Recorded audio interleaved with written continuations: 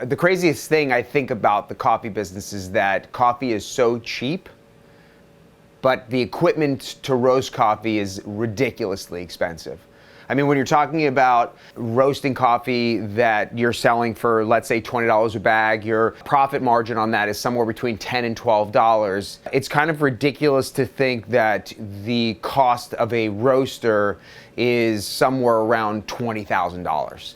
It just seems so ridiculous because your barrier of entry as a newcomer roaster, you would have to have so many customers to somehow afford that roaster. It doesn't make any sense. How did I backdoor my way into actually getting a commercial roaster without spending any of my own money? So that's what this is about.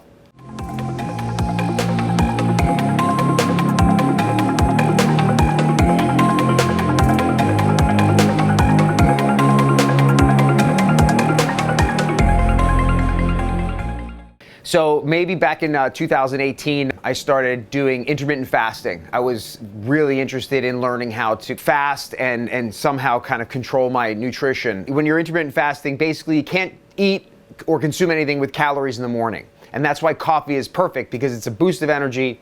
And if you're drinking it black, it's 0 calories. I started to drinking black coffee way more often.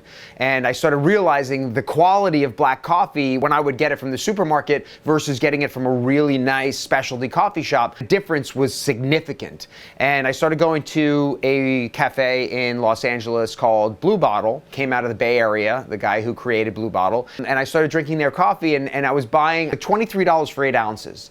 But their quality of coffee was so good, I just found myself just buying it because I didn't want to go back to drinking coffee from Peet's Coffee or Starbucks Coffee or any of the other coffees, because nothing compared. Like a lot of people, I think I'm slightly cheap. I don't like to spend a lot of money, especially on coffee. If it's something that I'm going to be consuming every day, I want to figure out how I can actually save some money. And then I found out that the guy who created Blue Bottle started Blue Bottle Coffee by roasting coffee in his kitchen. And I thought to myself, well, if this guy can do it, then I can do it.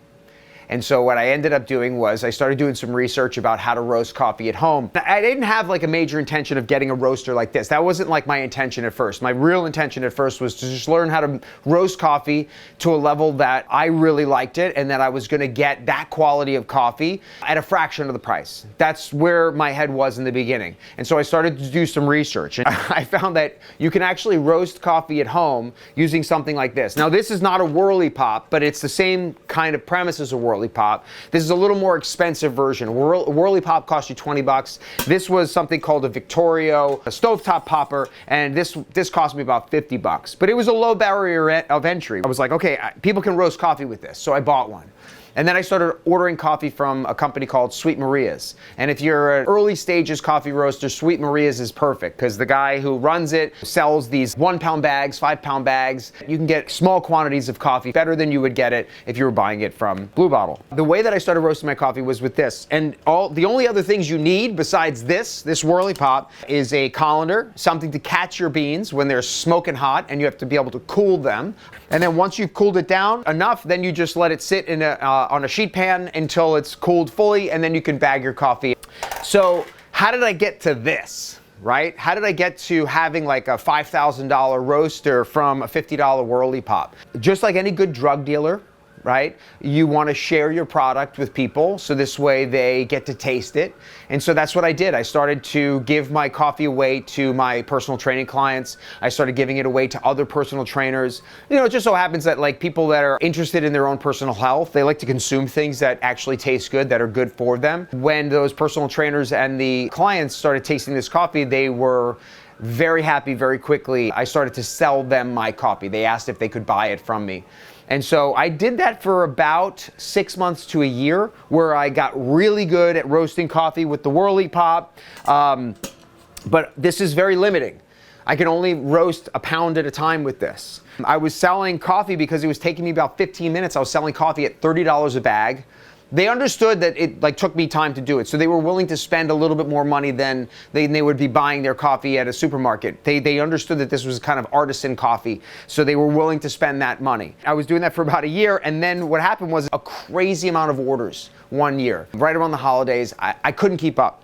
15 minutes to roast, 1 pound. I got like 45 orders. Do the math. How long that took me. It took me days and days and days to complete the orders. While that was happening, I was like, this is for the birds. I don't want to do this. I do want to sell coffee. I do want to continue to roast coffee, but I don't want to have to be sitting at my stovetop literally doing this and getting carpal tunnel or rotator cuff injury by just whirling this pop. I started doing some research, found the company that makes these, figured out how much it was going to cost the entire thing, and then what I did was I reached out to my clients that were buying my coffee every single week, and I asked them if they would front me the money to buy the roaster, and I would pay them back in coffee over the next couple of years.